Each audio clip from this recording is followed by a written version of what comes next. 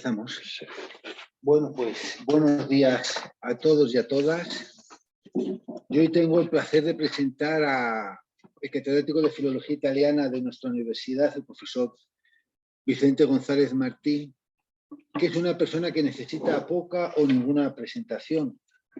Pero pues si hay alguno de ustedes que todavía no lo conocen, pues voy a intentar hacer un breve resumen de su figura en 3 puntos, ¿no? Brevísimo. Sí. Bueno, Vicente González es un profesor que ha estado siempre y está muy comprometido con la universidad como institución, y en este sentido y en la gestión universitaria, Vicente González ha sido vicerrector de esta universidad, ha sido decano de nuestra Facultad de Filología, ha sido director del Departamento de Filología Moderna, presidente de la Sociedad Española de Italianistas y director de la revista que publica la asociación, y también presidente de la Cátedra Sicilia. Desde el punto de vista de la docencia, pues en fin, lo conocemos bien, lleva décadas, que yo creo que lo fundamental ha sido que ha ido formando a sucesivas promociones de filólogos italianistas, ha creado escuela, que eso es una cosa importante, y ahora pues los discípulos estamos presentes un poco en todas las universidades españolas y universidades italianas. Y además es un profesor que ha defendido con coraje los estudios de filología italiana, de tal manera que los hemos conseguido mantener en esta universidad cuando en la mayoría de las universidades españolas, bueno, en el resto han desaparecido, efectivamente. Y luego, desde el punto de vista de la producción intelectual, ¿no? y sus publicaciones, pues en fin, la cosa sería inabarcable. Es decir, desde el año 76, que yo creo que fue cuando defendiste la tesis doctoral, pues la producción científica es amplia, es muy extensa. He sabido que es uno de los grandes referentes en la figura de Unamuno en España, y es sobre todo un comparatista, no exclusivamente, pero fundamentalmente un comparatista que siempre ha estado con un ojo en la cultura y en la literatura italiana y otra en la literatura y la cultura española. Pero en fin, eso sería inabarcable. Por tanto, yo le cedo gustoso la palabra para esta conferencia, que nos va a hablar de la literatura de viajes, escritores españoles en Italia. Bueno, gracias. Yo pensé que los profesores se iban a quedar tranquilamente en sus despachos, pero bueno, porque ya me han oído seguramente hablar de esto. Así que disculpen si alguna de estas cosas ya me la han oído algunos en clase, otros en otras conferencias, pero bueno. De los temas que me había... Gracias, Laure, de esta forma, las cosas que dice Laure de mí, eso siempre, como cuando cualquiera de los otros profesores me presenta, es solamente fruto del cariño, teniendo en cuenta el afecto de tantos años. Bueno, entre las temáticas que la profesora Yolanda Romano pues, me propuso, o yo le propuse a ella, en conjunto pensamos, creíamos que una de las temáticas que podían ser interesantes es la literatura de viaje a Italia. Concretamente de los escritores españoles, porque si hablamos de la literatura de viaje a Italia en general, de cualquier país, pues eso sería inabarcable. Muchísimo, porque Italia ha sido siempre un punto de referencia y un sitio donde los intelectuales y no tan intelectuales extranjeros han ido llegando esencialmente a partir del siglo XVIII, que es cuando se crea esa especie de organización que se le dio el nombre del Grand Tour, por el cual pues, ingleses, alemanes, franceses, pues no tantos españoles, los españoles van a ir por otros motivos, pues se dirigen a Italia a ver las ruinas. Se va también a descubrir, se van a hacer las excavaciones de Pompeya hacia mediados del 18 por el arquitecto español Javier de Alcubierre, y Pompeya va a ser un sitio de atracción también fuerte que va a llevar a todos los viajeros extranjeros a ir a Italia. Y se va a ir constituyendo una especie de literatura o de escritura, se va a llamar, hoy día se conoce como literatura odepórica o de viaje, siempre se ha conocido por literatura de viaje, en la que autores diversos van a describir sus propias vivencias, sus propias experiencias en este viaje. Hablan de sus experiencias, hablan de las impresiones que les suscitan los paisajes, las cosas que ven, y es una especie de... Generalmente además se elaboran como diarios donde se van anotando datos. Luego veremos, por ejemplo, como si lo hace Unamuno, lo hacen Rubén Darío y otros, pues van anotando cosas de este viaje y al final lo elaboran en lo que es un texto más o menos literario. A veces ese tipo de literatura odepórica, me interesa además señalaros que tiene unas reglas, tiene unas metodologías que cada día van siendo más homogéneas. Por aquí. Cada día van siendo más homogéneas porque se basan en unos esquemas que generalmente se suelen repetir. Lo veremos cuando veamos alguno de los escritores concretos. Es cierto también que no todos los viajeros escriben sus experiencias. Por ejemplo, nosotros vamos a hablar de los primeros viajeros españoles a Italia. Son los viajeros del siglo XVI y XVII. Yo en algún artículo que he publicado sobre eso lo he llamado literatura del exilio, porque más que viajeros a Italia eran soldados, diplomáticos, sacerdotes, personas que por una u otra razón, por razones de trabajo, por razones de persecución, iban a Italia, incluso vivían muchísimos años en Italia y van a escribir muchas cosas sobre Italia, pero realmente no es una literatura de viajes, es una literatura hecha en Italia porque viven allí, pero la podían haber hecho en España exactamente igual. Por otra parte, veremos que además los escritores españoles en el siglo XVI y XVII no consideran Italia como un país extranjero, con lo cual cambia la visión que tienen de ello. Vamos a tener, por tanto, viajeros que no escriben esas experiencias. Por ejemplo, lo van a hacer luego los jesuitas expulsos en el siglo XVIII también, que se van a ir a vivir a Italia, van a escribir muchas cosas en Italia, pero no relaciones de viaje, porque ellos tampoco se consideran que estén en otra parte. Las formas de escribir esta literatura van a ser, por ejemplo, cartas, se llaman las cartas odepóricas.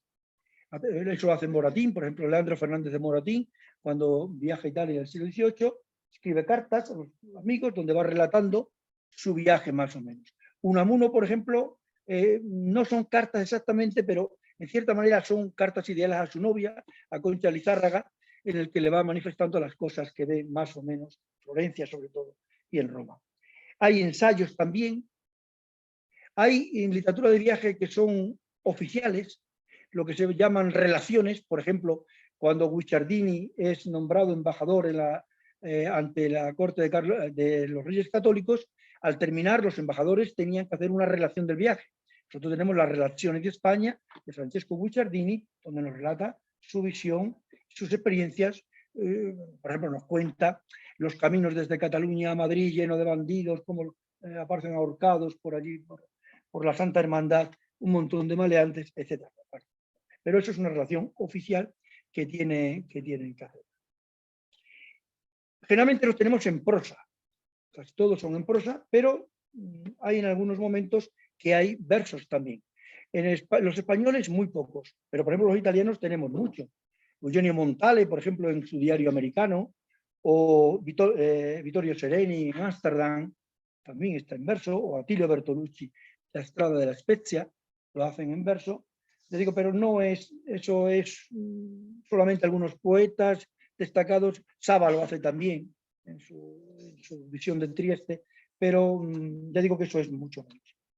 Tenemos también viajes científicos, naturalistas, sobre todo a partir del siglo XVIII. Se van a hacer muchas expediciones de tipo científico buscando plantas, con efectos medicinales generalmente, pero bueno, buscando plantas, animales, catalogar animales, intentar... esto ya parte del Renacimiento. La corte de los Medici tenía toda una gran colección de plantas botánicas, incluso colección de hombres. Tenía hombres en el sentido que había ido buscando pues, hombres negros, amarillos, muy grandes, deformes, de diversas razas, que los tenía como una especie de colección en Venecia, bien alimentados, bien comidos, bien tratados, pero al fin y al cabo era una colección lo que tenía. Y hay, por último, ya para antes de que entremos en lo concreto, hay lo que podemos llamar el viaje imaginario. Viaje imaginario es estos viajes que los protagonistas del viaje realmente, o los autores de estos libros de viajes, realmente no han viajado a ningún sitio, pero nos describen los lugares de una forma extraordinaria. Quizá el prototipo más importante en Italia sea Emilio Salgari. Emilio Salgari, que jamás salió de una biblioteca, y sin embargo, bueno, Sandokan y todo su mundo de Myanmar y todas las aventuras por los mares, pues son extraordinarias, además con unas descripciones minuciosas, bien hechas y extraordinariamente precisas. Lo había estudiado, había visto mapas, ¿verdad? Nosotros vamos a tratar de viajes reales, viajes de personas reales. Os decía que lo que primeramente podríamos llamar literatura de viaje, aunque hay que ponerlo entre comillas, sería toda esa relación de viajes que hay en el siglo XVI y XVII, que es cuando España e Italia van a tener una cercanía mayor. Vosotros sabéis que España empieza a expandirse hacia Italia a partir del siglo XIV, cuando la corona de Aragón, lo que allí van a considerar catalanes, llegan a Sicilia, a Nápoles, finalmente, y luego a Sicilia,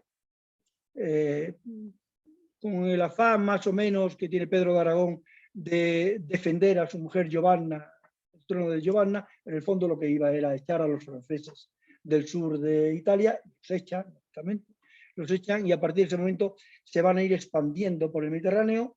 Alfonso V, el magnánimo, hace su corte en Aragón, en Nápoles, perdón, hacia finales de la segunda mitad del siglo XV. Luego vienen los Borgia en el siglo XVI, los papas españoles, Calixto III y Alejandro VI, y España con los reyes católicos, luego con el imperio, con Carlos V, y luego lo que se llamó la monarquía hispánica, Felipe II, Felipe III, Felipe IV, se arraigan en Italia de tal manera que constituyen pues, otras provincias realmente españolas. A tal punto yo siempre, cuando surge la ocasión, lo cuento, porque en Italia, sobre todo en Sicilia y en Nápoles, que es donde más presencia hubo española, y luego en el Danesado, la idea de que España llevaba allí un gobernador o un virrey que, bueno, hacía lo que le daba la gana, los italianos y sobre todo los papas se sentían con el derecho de arrogarse determinados privilegios como el de la Inquisición. Y los reyes de España decían, no, la Inquisición en Sicilia, Nápoles, la controlan los virreyes, porque los virreyes son otro rey, eran como otro rey, ciertamente eran como otro rey. Era España, por lo tanto, lo que había allí. Decía Ariosto, Ludovico Ariosto, que en Italia se hablaba español fin in bordello, hasta mis bordeles. Ciertamente era verdad. Bueno, entonces nuestros literatos, nuestros escritores que viajan a Italia, se acomodan a estar en Italia, pero realmente no escriben relaciones de viajes. Pues yo, por citar alguno, que podéis leer uno de mis artículos, el propio Juan de la Encina, que nace en Salamanca y que se va a Italia hacia 1499, se va a Italia, se va a Roma, va a servir a los papas, a Alejandro VI, a Julio II, a León X. Allí va a representar en Roma sus églogas, la de Plácida y Victoriano y otras, delante de los cardenales, las églogas de Fileno, Zambardo, Cardonio. Se considera un personaje que ya prácticamente es un italiano. Por ejemplo, cuando al final ya de su vida vuelve a Roma, dice: yo me torné para Roma, donde me place el vivir. Ciertamente, pues, se encontramos bien. También de Salamanca era Bartolomé Torres Naharro. No os voy a hablar de su obra y descripciones que hacen de Italia, porque hay muchas. Bartolomé Torres Naharro, que también se va a servir al Papa Clemente VII, pues lo encontramos allí en 1517, vuelve a España en 1520. Nos describe Roma, nos describe de una forma extraordinaria, siempre de forma negativa. En el caso de Torres Naharro, cree que en Roma está el centro de todos los vicios y por lo tanto hay que atacarla. Dice: como quien no dice nada, me pedís qué cosa es Roma. Por Dios, según es tornada, que en pensar tan gran jornada, sudor de muerte me tomas. Más de dos ya habrán visto como nos de reposo y de tropel, pero ansí me ayude Dios. Digo que Roma es lugar do para el cuerpo ganar habéis de perder el alma. Para ganar el cuerpo hay que perder el alma. Ciertamente esto que parece banal, o la opinión de un escritor, simplemente se va a repetir muchas veces en muchos escritores españoles que viven en Italia y que luego va a servir a Carlos V cuando las tropas de Carlos V entran en Roma en el año 1527 con el saco de Roma.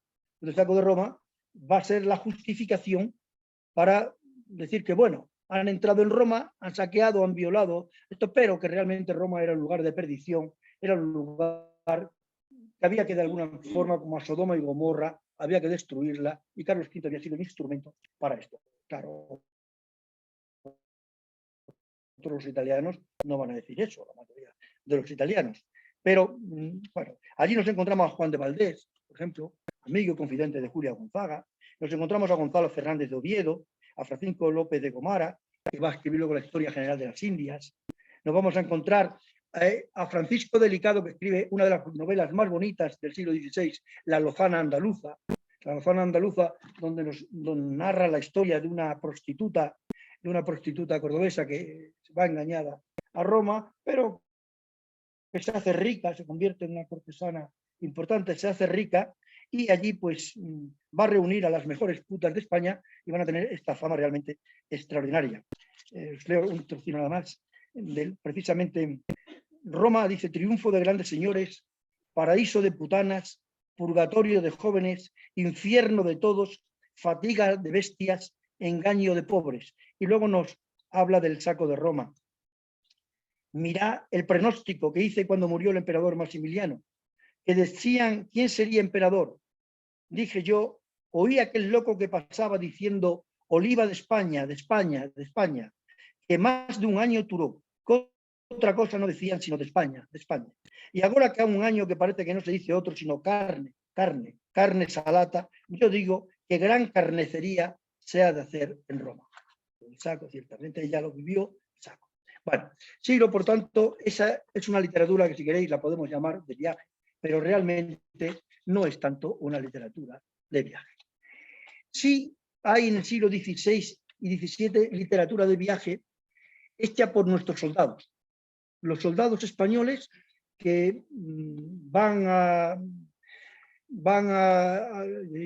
enrolarse en los tercios españoles, unas veces como soldados, otras veces como corsarios, en el corso.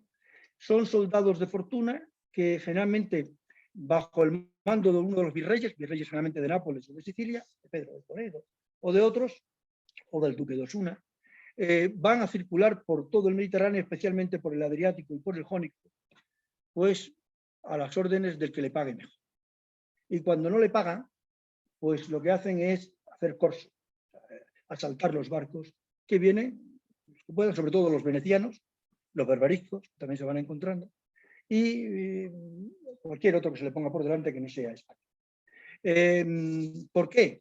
Porque muchas veces los virreyes tienen dos ejércitos. Por ejemplo, el duque de Osuna, virrey de Nápoles y luego también de Sicilia, tiene dos escuadras. Una escuadra es la real, rey, que no es muy grande, y siempre le escatima el dinero el rey, y la otra es la escuadra propia, la personal. Está formado por mercenarios y que tiene dinero porque se dedican al curso. Los soldados ganan lo que ganan, se lo gastan inmediatamente en el juego y en putas, y tienen que volver otra vez al curso.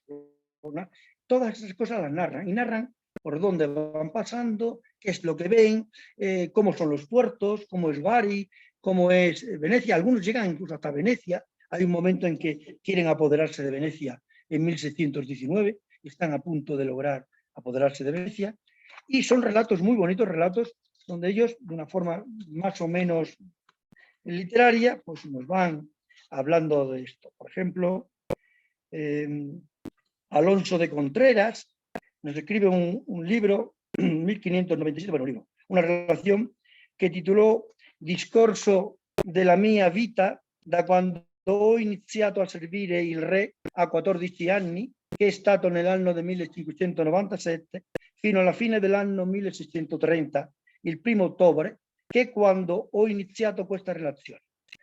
Empezó a los 14 años, dice, a servir al rey y luego hizo la relación. Y esa relación la va a llamar Itinerario Universale da Capo de San Vicente en el Mare dell'Oceano, costellando Cartagena, Catalogna, Francia, Nápoli, Golfo di Venezia, Archipelago di Levante, Caramania, Anatolia, Siria, Egitto, Nilo, tornando da Berbería a Capo Cantín, Isole di Sicilia, Sardeña, Mallorca, Candía.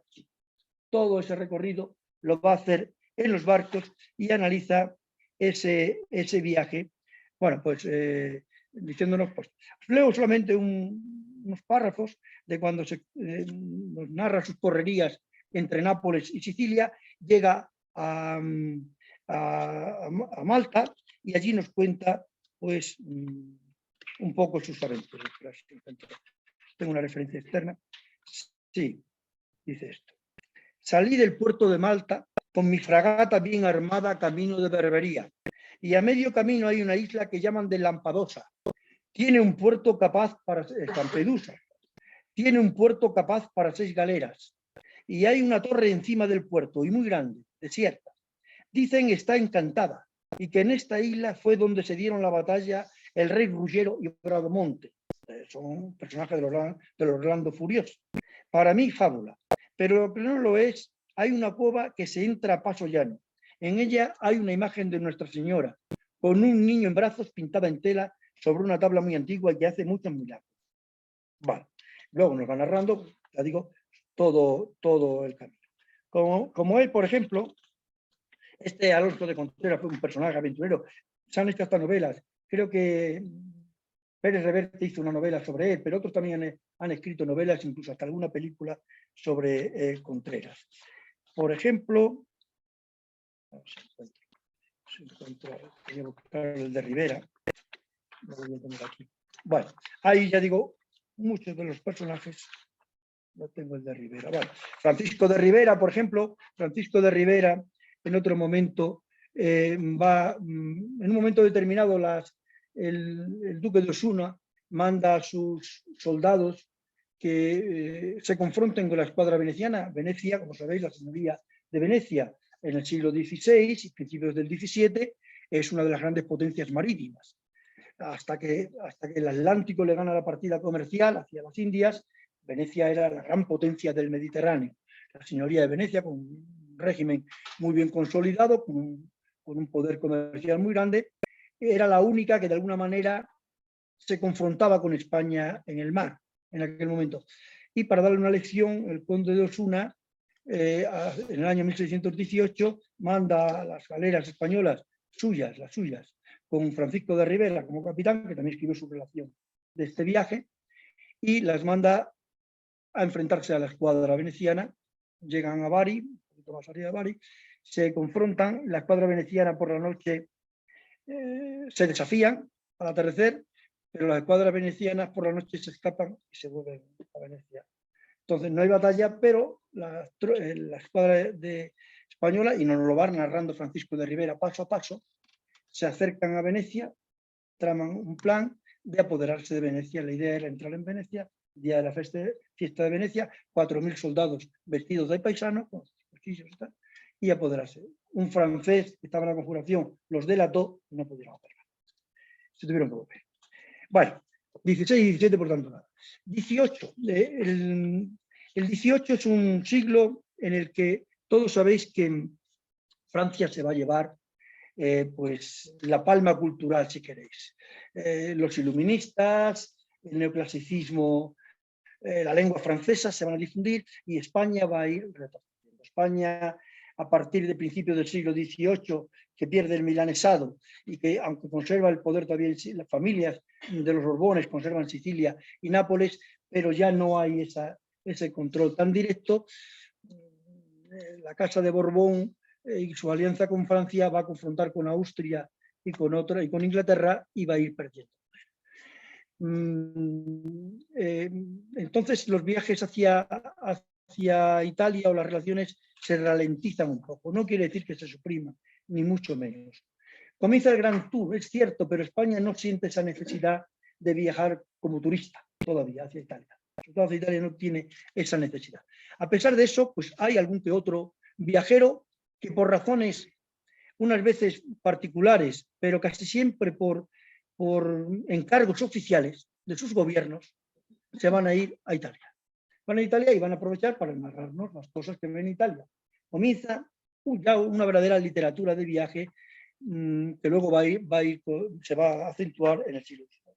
Quizá uno de los primeros, no sé dónde narices he dejado el libro, pero bueno, tengo notas, que viaja a Italia y que nos hace un diario importante de este viaje a Italia es Leandro Fernández de Moratín.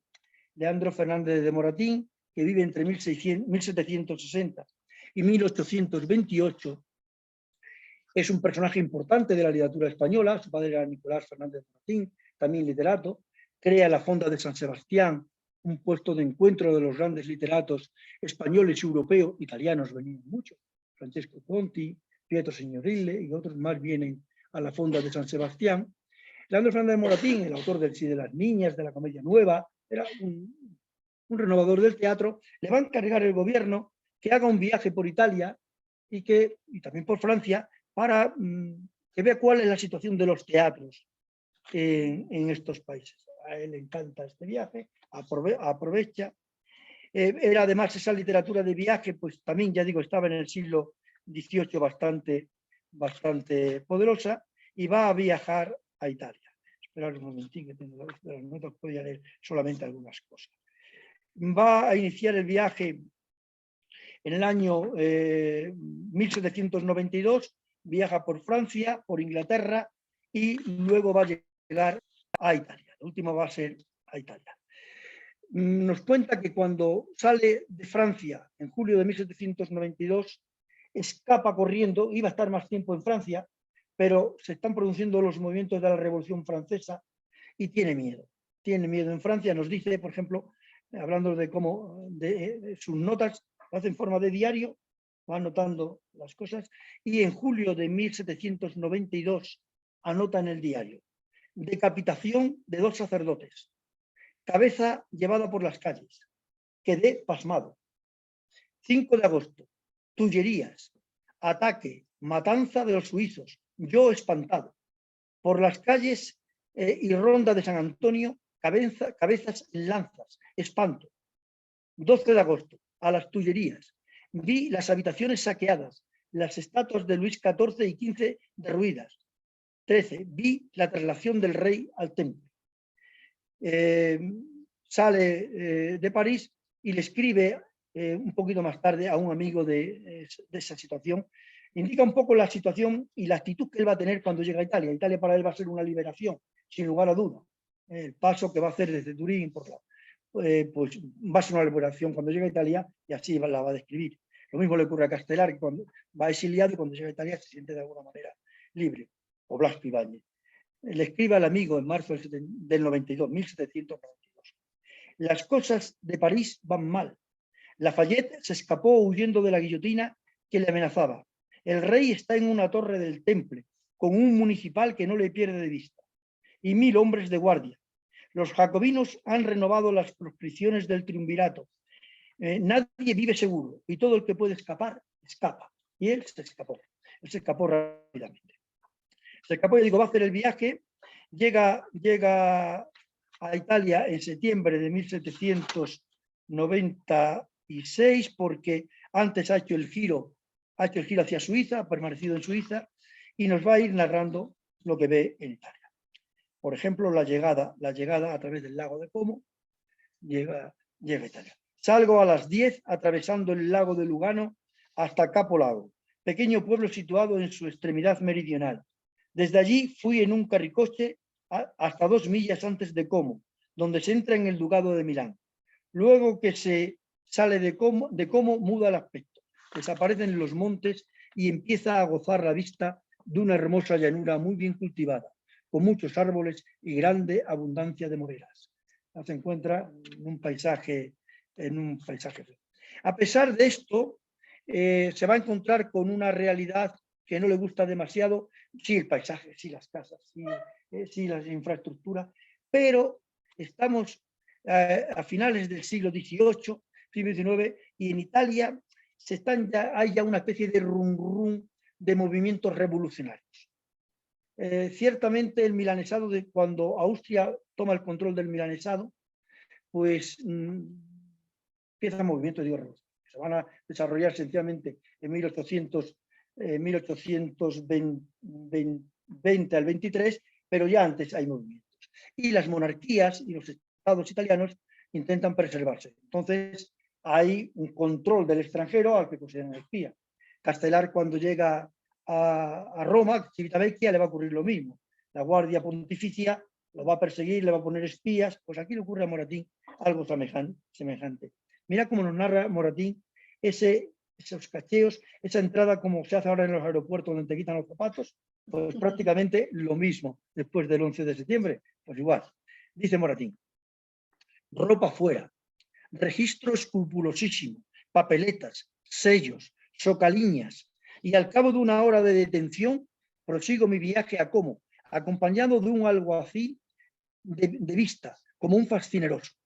Así, aquí como en los estados de Flandes, he oído muchas quejas acerca de la mala distribución que se ha dado a los fondos y caudales procedentes de estas comunidades reformadas, y lo mal que se ha cumplido lo que entonces se prometió. El dinero va derechito a Viena y allí desaparece. Justamente es la Casa de Austria la que está controlando todo el norte de Italia. Pensad que Austria va a controlar toda la zona del Trentino y el Alto Adige hasta 1919, hasta que termina la Primera Guerra Mundial. Bueno, nos va a hablar de los paisajes, de los diversos sitios, de Génova. Os leo cómo describe Génova, porque es una especie de prototipo. Luego lo repite exactamente el esquema en todas las ciudades, menos en Nápoles. Porque en Nápoles, aunque repite el esquema, a él le interesan sobre todo los teatros de Nápoles, igual que en Venecia, más que el otro paisaje. Dice de Génova: Génova, población de 100.000 almas al menos. Desde que por la Revolución Francesa se han establecido en ella muchas familias de aquella nación. Está situada al pie del Apenino, en extensión muy corta, rodeada de montes altísimos. Hoy día, sin embargo, Génova es larguísima, tiene más de 35 kilómetros. Desde Pelli a Príncipe hay casi 35 kilómetros, pero en este momento él nos dice que era muy corta. Rodeada de montes altísimos, exceptuando solo la parte del mar. Tiene un buen puerto, con 2 muelles que le cierran, aunque no tanto que basten a defenderle del leveche, un viento. Tiene hermosa vista, mirada desde el mar, pero no tan bella como Nápoles. No obstante que el caserío suntuoso que presenta es sin comparación superior al de aquella ciudad. Todos los edificios parecen nuevos. La variedad de sus colores, sus techos de pizarra, el no verse entre ellos tejados puercos, fachadas ennegrecidas, ni fábricas pobres, sino todo grande, todo limpio. Es cosa, por cierto, muy agradable. Bueno, y así nos va a ir describiendo prácticamente un montón de ciudades. Nos habla de Pisa, por ejemplo, nos habla de Roma, de Milán, de Parma, de Módena. De Módena nos dice: es ciudad de 20.000 almas o algo, no tan grande como Parma, pero mucho más bonita. Nos habla de Bolonia también, de la clase política. Quería encontrar algo de Roma, de Nápoles. Bueno, en Nápoles ya digo que son los teatros. Nos habla que hay muchísimos teatros, pero no le gusta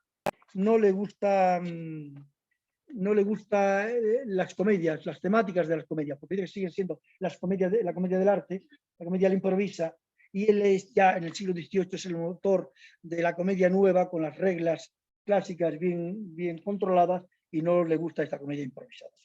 Bueno, Moratín abre el camino, no puedo detenerme porque si no, no voy ni siquiera a citar a los demás escritores.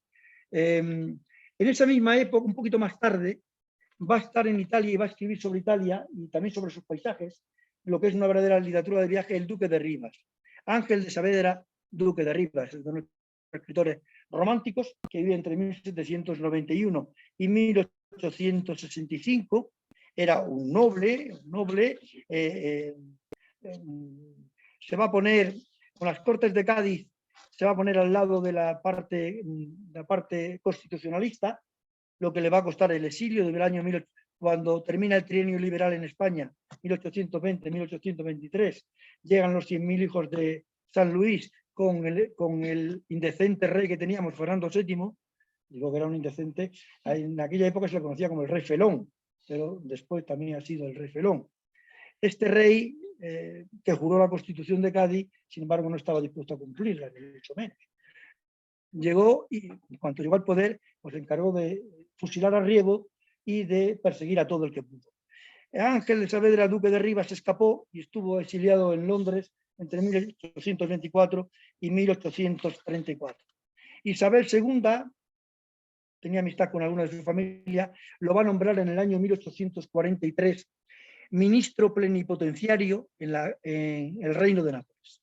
El Reino de Nápoles lo gobernaba Fernando II, uno de la Casa de Borbón, de la familia de Borbón, y allí va a estar, en la corte de Nápoles, donde va a escribir romances, donde se enamora, donde va a hacer toda una vida literaria interesantísima. Por ejemplo, unos versitos hablándonos de Nápoles. Del Moro y los romances 100 carteles. A la ciudad anuncian traducciones y hablan de ellos revistas y papeles. Adornan gabinetes y salones los retratos que pintó con más fama que la de los Tiziano y Giorgione. Tengo yo en mi cartera 2 quintales de diplomas de cuerpos diferentes, que del saber de Italia son puntuales. Le digo que allí viví y escribe una especie de librito, de diario, Camino de Pesto, donde nos va a narrar sus aventuras por Salerno, por las islas, nos va a hablar de Amalfi, la famosa ciudad de Amalfi, nos la describe con mucha claridad, y al final de esta estancia larga en Italia vuelve a España. Ese viaje a Pesto y a las ruinas de Pesto digo, es muy interesante porque él describe como un turista. Es quizá la cosa más extraña, que en esta época un español que vive en una corte en cierta manera española, aunque son los Borbones, ya no son los de España, pero de cierta manera española, no lo describa con esa minuciosidad que ninguno de estos escritos hace.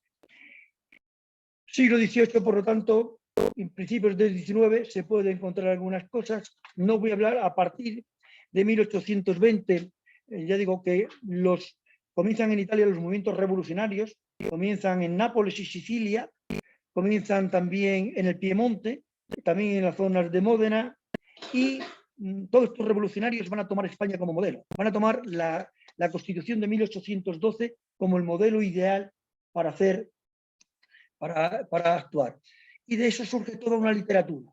Va a haber un traslado de un lado para otro, pero todavía con mucho control, porque las monarquías absolutistas vuelven a adueñarse de los diversos países, dura muy poco tiempo la revolución y hay una persecución a los exiliados muy fuertes. Va a ser a partir de la segunda mitad del siglo XIX. Pensad que Italia consigue su unidad en el año 1861, ponerlo como hacia los 1861, los años 15, 20 años antes, en la época del Risorgimento. En esta época, entre 1840 y tantos, 1860 y tantos, va a haber una interrelación Italia y España muy fuerte. Y nos vamos a encontrar con ya una serie de intelectuales que van a inaugurar toda una serie de visitas a Italia, viajes a Italia, una vez a la fuerza porque están exiliados, otra vez porque le apetece ir a Italia, porque quieren ir, y todos ellos van a tener como norma o casi norma escribir un diario de este viaje o escribir un libro que dedican a Italia. Algunos escriben más de un libro, pero casi todos escriben algo. Yo siempre cuando en mi clase de literatura comparada hablaba de esta época, siempre colocaba el primero, no porque fuera el primero que fue a Italia, sino porque es una figura relevante y que es peculiar. Hizo un primer viaje, lo coloco siempre como el que rompe el fuego hacia Italia, que luego va a tener una continuidad hasta la Guerra Civil Española. Es Emilio Castelar. Emilio Castelar y Ripoll era catedrático de Derecho de la Universidad Central de Madrid, un hombre, un intelectual importante, pero que se comenzó a significarse en las revoluciones y en los movimientos estudiantiles y universitarios que hubo contra Isabel II, con la que en España se llamaba la Isabelona. Esta la tenéis en el retrato del aula magna de nuestra universidad, potente ella, fuerte, y además exuberante en todos los sentidos de la vida. Isabel II lleva a cabo una represión, como era lógico en aquellos momentos, contra estos revolucionarios, y Emilio Castelar tiene que escaparse de España. Y se va a ir a Roma, se va a ir a Italia. Va a hacer su viaje a Italia en el año 1866. En el verano de 1866 se va a Italia y desembarca por Civitavecchia.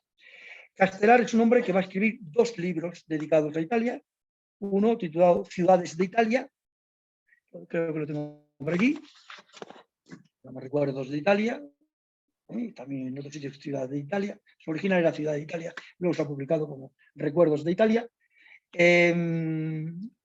Este lo publicó el Congreso de los Diputados en España, porque él fue parlamentario y fue presidente de la Primera República.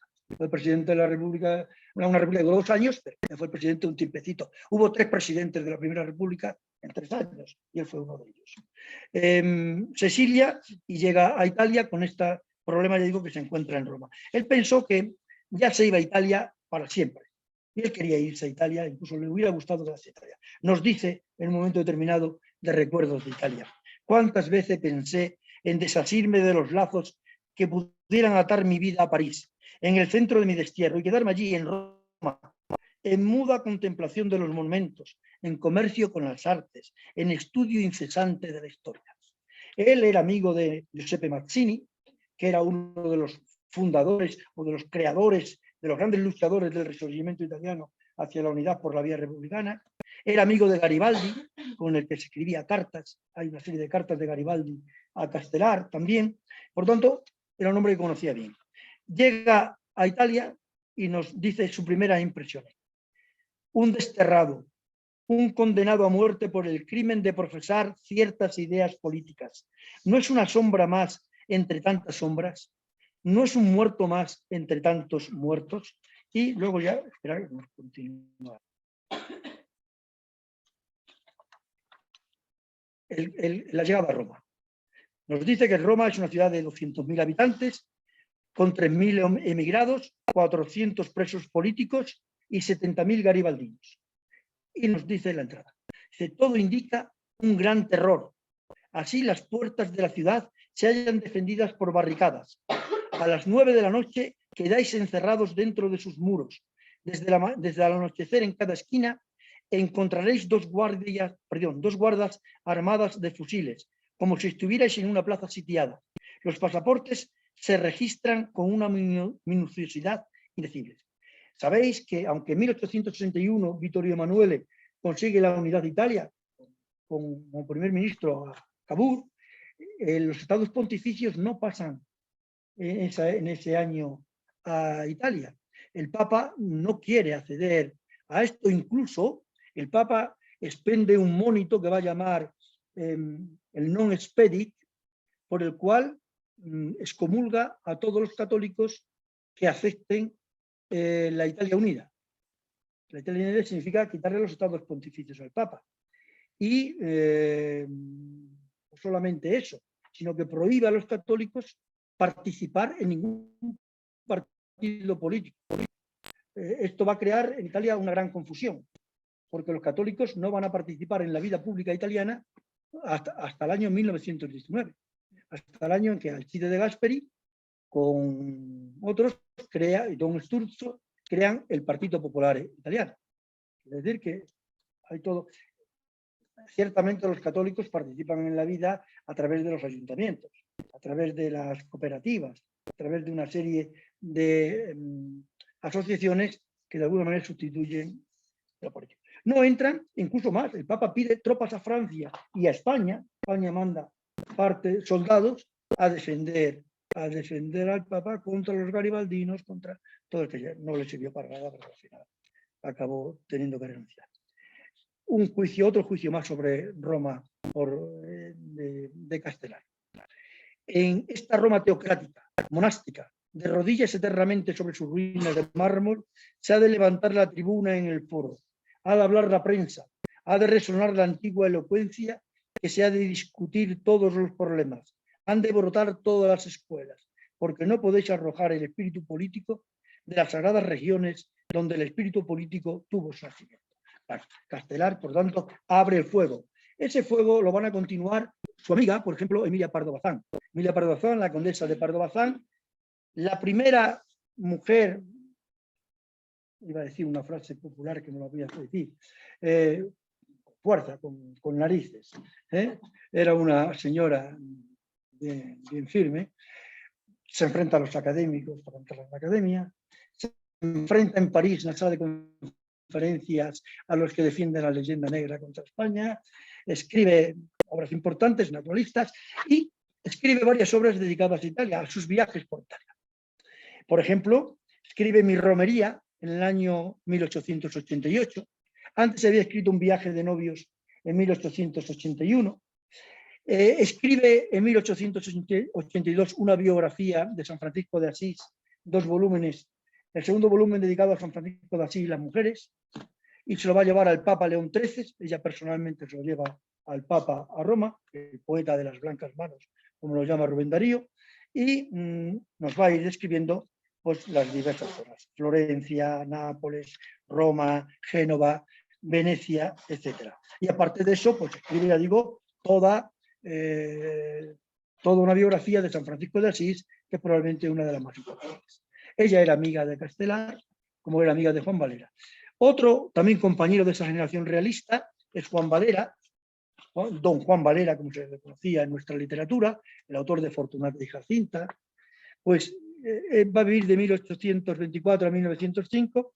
Él va a estar 4 años, sí, casi 4 años en Nápoles, de 1847 a 1849, con el título de agrégé non payé, agregado no en la embajada del duque de Rivas. Él va a ser una especie de, pues, lo que hoy se puede llamar un consejero o algo así en la embajada, pero no cobraba. Él iba a hacer la carrera diplomática, tenía que hacer méritos y estaba con el duque de Rivas. Un tío suyo lo enchufa con el duque de Rivas y se va. Y Valera se va a convertir en un entusiasta italianista, va a escribir muchas cosas sobre Italia, pero a mi entender lo más importante es que fue el primer escritor, el primer crítico que escribe un artículo fuera de Italia sobre Leopardi, sobre Giacomo Leopardi. Giacomo Leopardi había muerto poco antes en Nápoles, estaba enterrado en Nápoles, y Valera escribe en 1855 un artículo titulado sobre los cantos de Leopardi, que ya digo es uno de los primeros y más interesantes, y va a abrir la moda de Leopardi en España. Mucho más interesante como literatura de viaje es la obra de Pedro Antonio de Alarcón, De Madrid a Nápoles. De Madrid a Nápoles es un diario de viaje, propio de viaje, escrito en el año 1861, donde Pedro Antonio de Alarcón, de forma muy minuciosa, nos va narrando todo este viaje por Italia. Es realmente una obra que, bueno, que se lee además muy bien, por leeros simplemente para que veáis el estilo suyo. Y, por ejemplo, la catedral Milán, no, de Milán, Nápoles. Esa es Nápoles, dice, la sirena Parténope, la cortesana griega, la antigua esclava de Aragón y de Castilla. Y luego nos continúa hablando de las perforaciones que han hecho en el Posílipo y en otras las excavaciones en Italia. Vamos a ir terminando, pero por lo menos que os suenen los nombres. La generación del 98, pues quizá el primero, sí, sin lugar a duda, el primero que viaja a Italia en el 98 y escribe un diario de viaje a Italia es Miguel de Unamuno. Miguel de Unamuno, en el año 1889, 2 años antes de venir a Salamanca, está buscando trabajo, dando clases particulares, haciendo oposiciones de todo tipo, de básico, de latín, de metafísica, todo lo que puede, quería ser funcionario como fuera, y un tío suyo lo invita a ir a Nápoles, a un congreso latino, y se va a Nápoles. Y escribe un diario íntimo, también de esta forma, escribiendo cada día las impresiones que encuentra de su viaje. Él dice, no quiso publicar este diario, aunque se lo pidieron, porque decía que era muy íntimo, que allí había muchas cosas referentes a su novia, a Concha Lizárraga. Él tenía 25 años, tenía la novia, y entonces sus impresiones se dirigían a Concha Lizárraga. Pero como Unamuno era un hombre que no era capaz de conservar nada, que le gustaba la fama más que el pan frito, pues al final una parte de ese diario dejó que se lo publicaran en Italia su traductor Gilberto Beccari, y se publicó en italiano. luego desapareció y al final se ha ido publicando. Él nos habla de Florencia, nos habla de Roma, nos habla de Nápoles, de Pompeya, que la visitó, bueno, con un entusiasmo. Dice que a partir de ese momento él que dice, vi Italia con ojos de enamorado, que es como se ve bien. Y a partir de ese momento él va a tener ese enamoramiento por Italia. Pero si a alguno le interesa, me hago propaganda, leéis mi libro La cultura italiana de Miguel de Unamuno y lo tenéis perfectamente descrito en este libro. No hace falta que yo os explique más. Casi en la misma época, un poquito más adelante, Rubén Darío, en 3 minutos terminamos. Rubén Darío hace un viaje a Italia. Está en la exposición de París, 1901 creo que era, más o menos.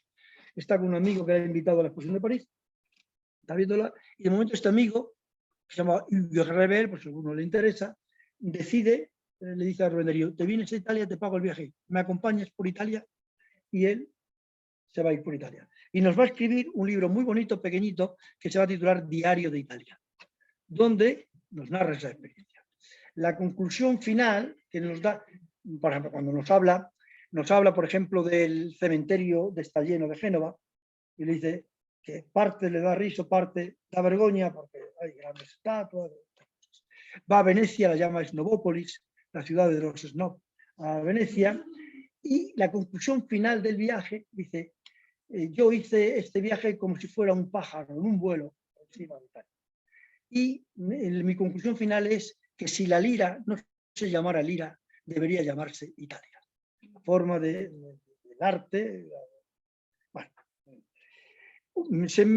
me he dejado atrás por lo menos lo menciono, a un hombre de la generación realista que vivió en Italia y que fue, yo creo que fue por aquella época, y también incluso después, el único literato que se hizo millonario con la literatura.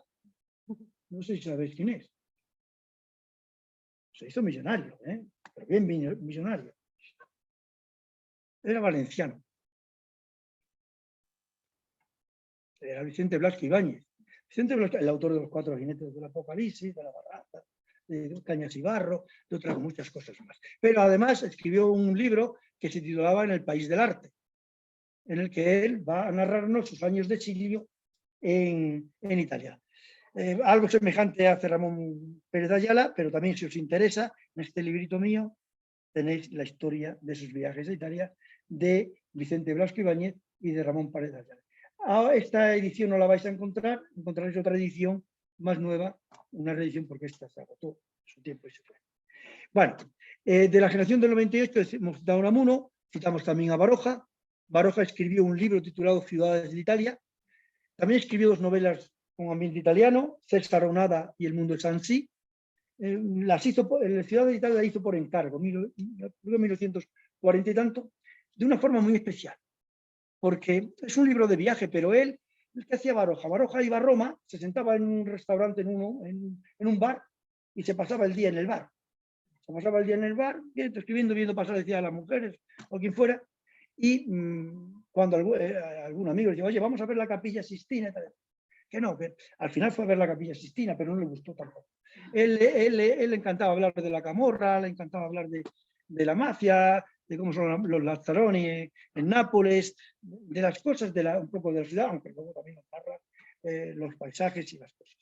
Era un personaje muy extraño, porque él se llamaba Pío Baroja Inesi, su segundo apellido era italiano, y decía que odiaba la literatura italiana, que a él le gustaba la francesa y la alemana, pero en realidad escribió muchísimas cosas sobre literatura italiana y la conocía con mucha profundidad. Era amigo de Verga, amigo de Pistolar y de otros.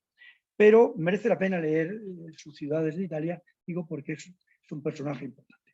Terminamos con Ramón Gómez de la Serna. Ramón Gómez de la Serna vivió en Italia 4 años en Nápoles. Es un personaje muy interesante.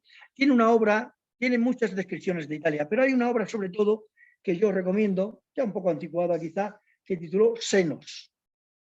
Senos hizo un recorrido por Italia estudiando los pechos de las mujeres, los pechos de las venecianas, de las genovesas, de las de... y a través de ellas nos fue describiendo Italia. Ciertamente también escribió otra obra, Ismos, en la que nos narra, nos habla del futurismo, porque él fue el introductor del futurismo en España. En uno de los viajes que hizo por Italia y que describe, le acompañó su amante, Carmen de Burgos, Colombine, que es una de las mujeres que a principios del siglo XIX, de las feministas de pro, ella era maestra, divorciada, no fue divorciada, no se casó nunca, tuvo una hija pero no se casó, estuvo con Ramón Gómez de la Serna y es una de la primera mujer que escribe una biografía sobre Giacomo Leopardi. Carmen de Burgos, con Carmen de Burgos, pues también vamos a encontrar una serie, luego vamos a encontrar a Alberti, a otros que van a Italia.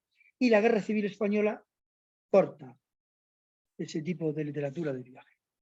Después lo que hay ya no tiene nada que ver con esta literatura. Hay cosas, pero no tiene nada que ver con esta literatura de viaje que hemos ido viendo.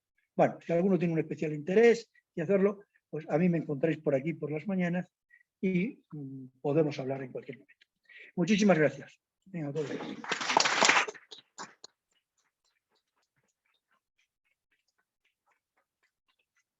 Bueno, pues agradecemos al profesor Vicente González su intervención, pues es un tema que es inacabable, ¿no? Y no sé, sí, porque efectivamente hay muchísimas cosas. Yo no sé si alguien quiere hacer alguna pregunta sobre algún aspecto particular de su intervención.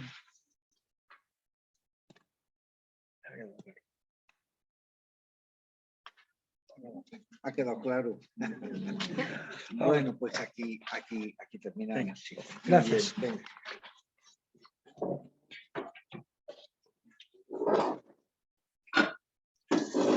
Animaos a hacer algún tipo de estudio de esas cosas que he oído tú, la mayoría de ellas no están estudiadas en profundidad.